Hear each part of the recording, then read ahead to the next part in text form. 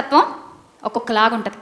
దీని మీద పరిశోధన చేసి చేసి చేసి ఒక శాస్త్రమే పుట్టేసింది, హ్యూమన్ సైకాలజీ, మానసిక శాస్త్రము. హ్యూమన్ సైకాలజీ పుట్టింది.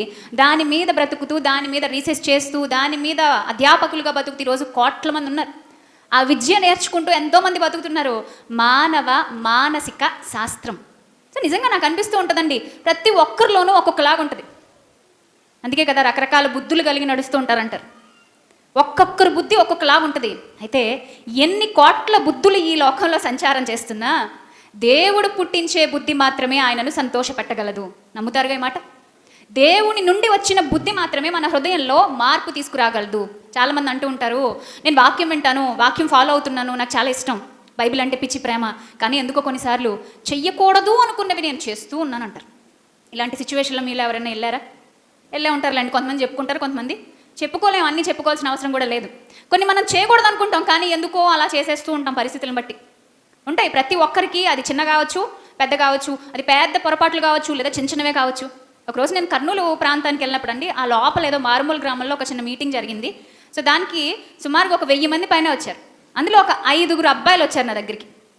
ఒక్కొక్కళ్ళు ఒక్కొక్క సమస్య చెప్పారు. మీతో మాట్లాడాలక్క అంటే సరే అన్నాను. ఒక్కొక్కళ్ళు ఒక్కొక్క సమస్య చెప్పి పర్సనల్గా వచ్చి కలిసి వెళ్ళిపోయిన తర్వాత నాకు 4 సమస్యలు వింటే చాలా విచిత్రంగా అనిపించింది. వాక్యానుసారంగా ఏం చెప్పగలనో చెప్పాను. ఇక 5వ వాడు వచ్చాడు. 5వ వాడు వచ్చిన తర్వాత అబ్బాయి ఏం చెప్తున్నాడంటే, నేను ఒక సేవకుడిగా పనిచేస్తున్నాను అక్క అన్నాడు. చాలా సంతోషం అన్నాను. మరి ఏంటో మాట్లాడాలన్నారంటే, సేవకుడిగా ఉన్నాను కానీ నాలో ఇంకా ఎన్నో బలహీనతలు ఉన్నాయి. బయట నడుచుకుంటూ వెళ్ళే అందమైన ఆడపిల్లల్ని చూసినప్పుడు, సెల్ ఫోన్లో వచ్చే అమ్మాయిల ఫొటోస్ చూసినప్పుడు, లేదా ఏదైనా కొన్ని వీడియోస్ చూసినప్పుడు అబ్బాయి మానసికంగా ఎక్కడో కదిలించబడుతున్నాడు అన్నమాట.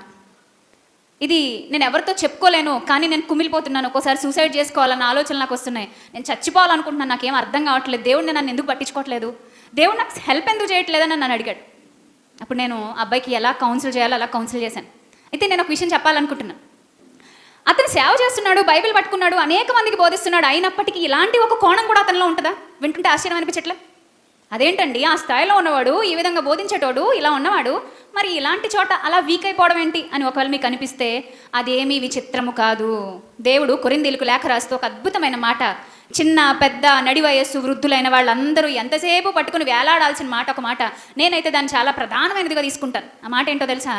మనుష్యులకు కలిగే శోధన తప్ప మీకేమీ ఎక్కువగా రావట్లే, సంభవించట్లే. చాలామంది అనుకుంటారు, ఇది నాకే వచ్చిందేంటి, నాకు మాత్రం ఇలా జరుగుతుందేంటి, నేను మాత్రం ఇలా ఫీల్ అవుతున్నానేంటి. మనుష్యులకు కలిగే శోధన వంటి శోధనే. అందుకే బయట వాళ్ళు ఎవరిని చూసినప్పుడు మీ మనసులో ఏదైనా ఒక ఛానల్ ఒకటి యాక్టివేట్ అవుతుంటాయి, అంటే ఒక సిస్టమ్ యాక్టివేట్ అవుతుంది.